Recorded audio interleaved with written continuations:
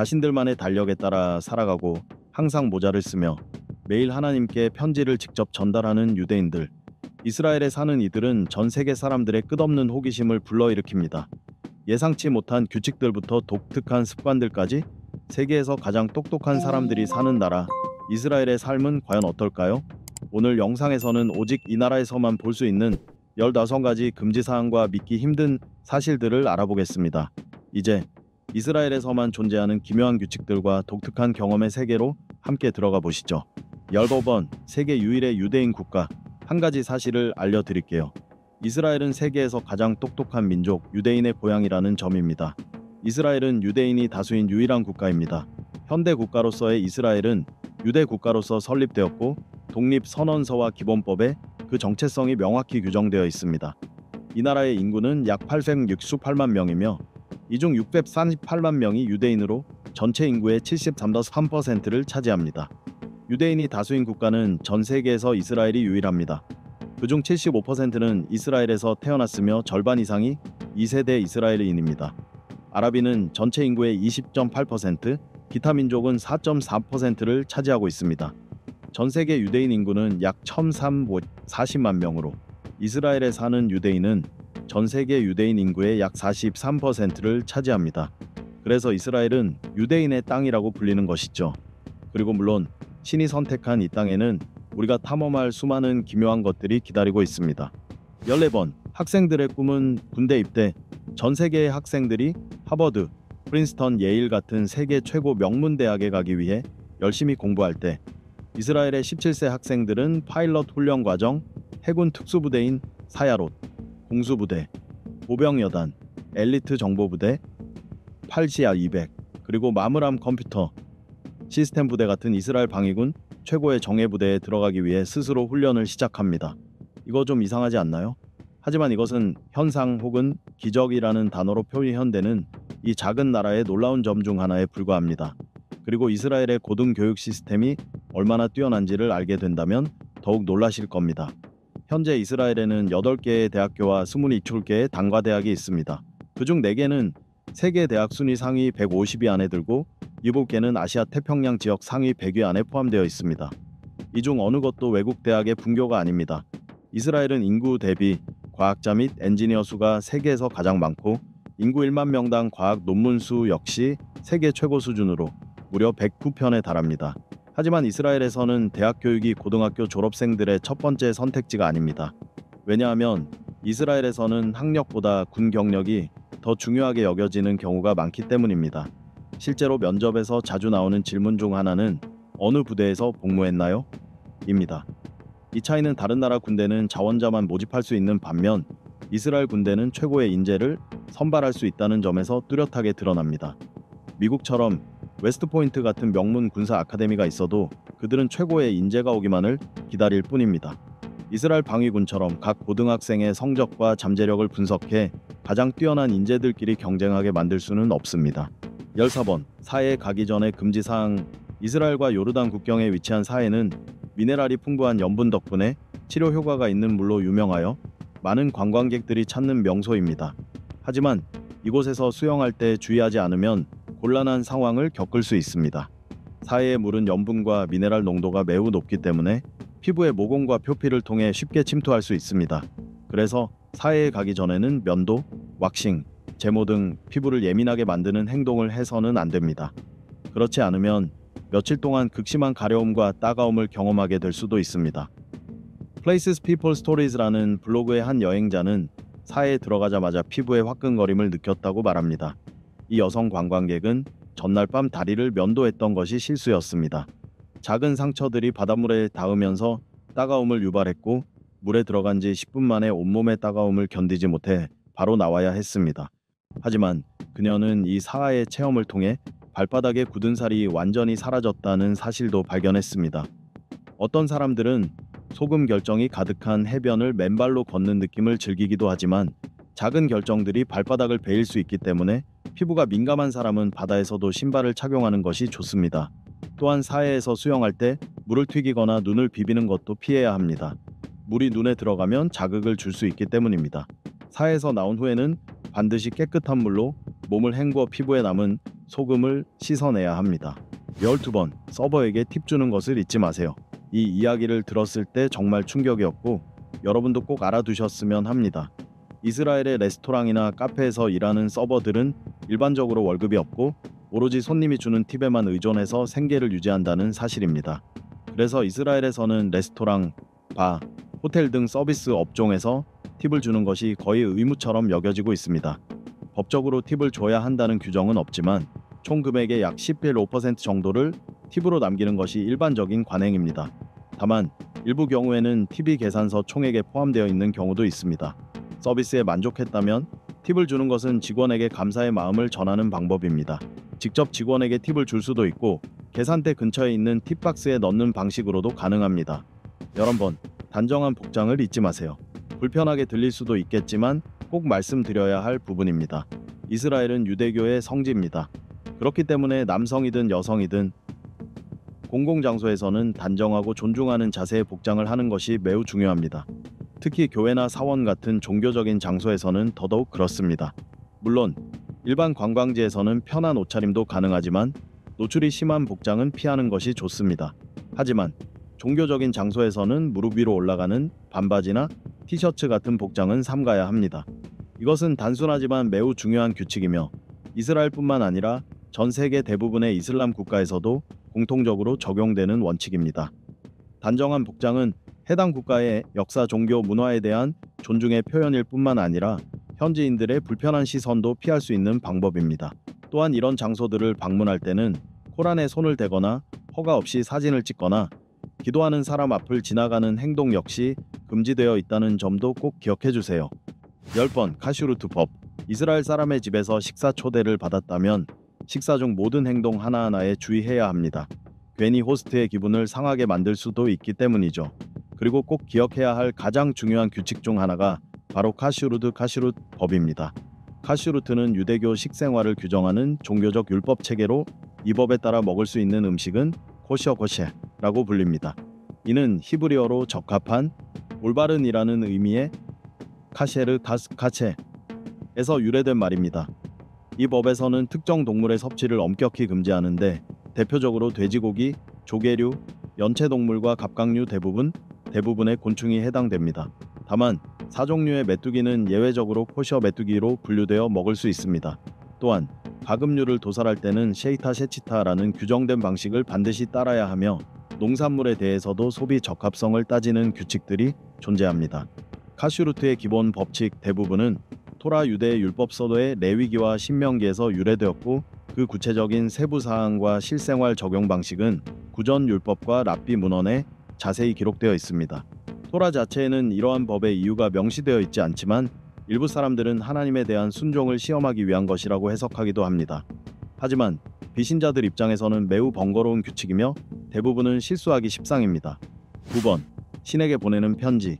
믿기 힘들겠지만 우리가 신에게 기도만 하는 반면 이스라엘에서는 사람들이 매일 신에게 기도문을 적어 직접 편지를 보냅니다. 이 이야기는 사실입니다.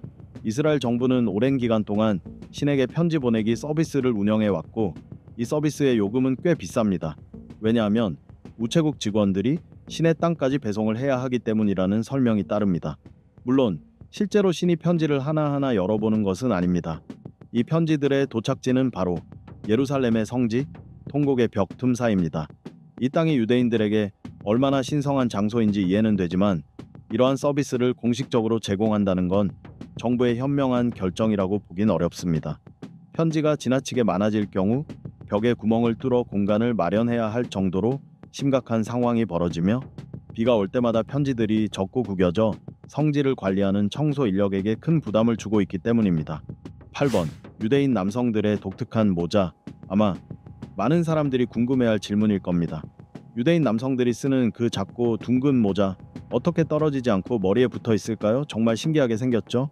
유대인 남성들이 머리에 쓰는 작고 둥근 모자는 키파 또는 야물케라고 불립니다.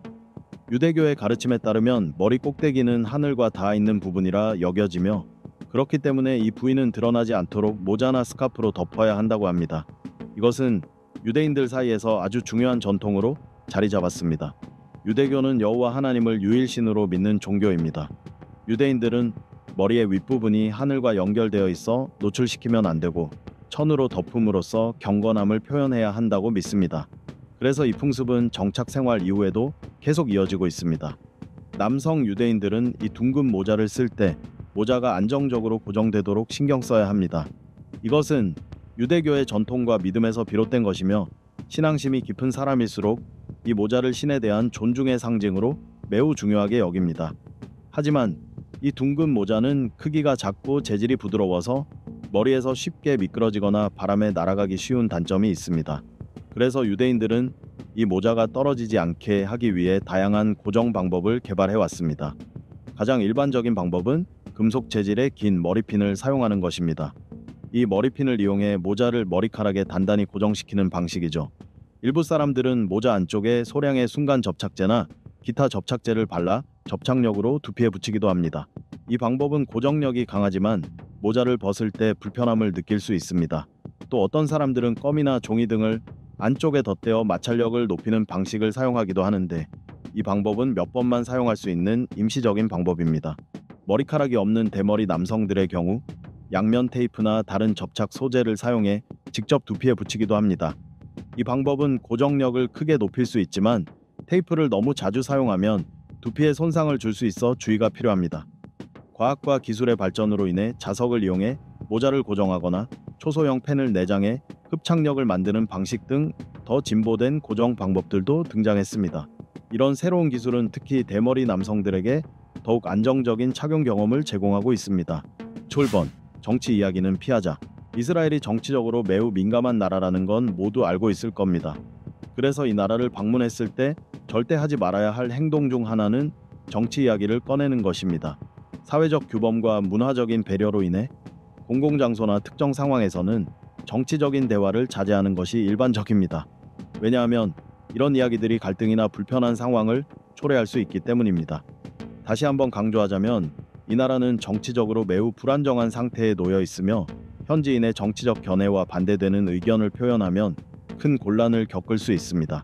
그리고 정치, 문화, 종교에 관한 모든 추측, 루머, 음모론은 현지인에게 불쾌감을 주거나 도발적으로 받아들여질 수 있으며 그 나라의 문제 해결에도 방해가 되는 요소가 될 수 있습니다.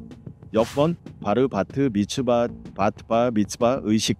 우리 사회에서는 만 18세가 되어야 성인으로 인정받지만 유대인 사회에서는 바르 미츠바 또는 바트 미츠바라는 의식을 거쳐야 비로소 성인이 됩니다. 유대 율법에 따르면 남자아이는 만 13세, 여자아이는 만 12세가 되면 성인으로 인정받습니다. 이 나이에 도달한 유대 남성과 여성은 이제 자신의 행동에 책임을 지게 되며 그 전까지는 부모가 자녀의 행동에 책임을 집니다. 하지만 이 시점부터는 유대 율법, 전통, 도덕에 대한 책임을 본인이 직접 지게 되고 유대 공동체 생활 전반에 참여할 수 있게 됩니다. 전통에 따르면 이 시기 아이의 아버지는 이제 자녀의 죄로 인해 벌을 받지 않게 된 것을 감사하며 하나님께 감사의 기도를 드립니다. 또한 이 의식을 거친 남자아이는 정식으로 기도에 참여하고 종교 활동을 이끌 자격을 갖게 됩니다. 바르바트 미츠바 의식은 일반적으로 남자아이의 13번째 생일 이후 첫 번째 안식일에, 여자아이의 경우 12번째 생일 이후 첫 안식일에 열립니다. 전통적으로는 13세가 되면 쇠가 달아올랐다는 말처럼 아이가 아버지의 우상 숭배를 거부하고 진정으로 하나님을 섬기기 시작한다고 여깁니다. 의식 당일에는 본인이 유대 경전을 읽고 머리와 팔에 테필린을 착용해야 합니다. 테필린은 경전이 들어있는 작은 상자로, 머리에는 말씀을 기억하는 의미로, 팔에는 말씀을 행동으로 실천하는 상징으로 착용됩니다. 가족들은 이날을 기념하며 친척, 친구, 공동체와 함께 잔치를 벌이고 축하합니다.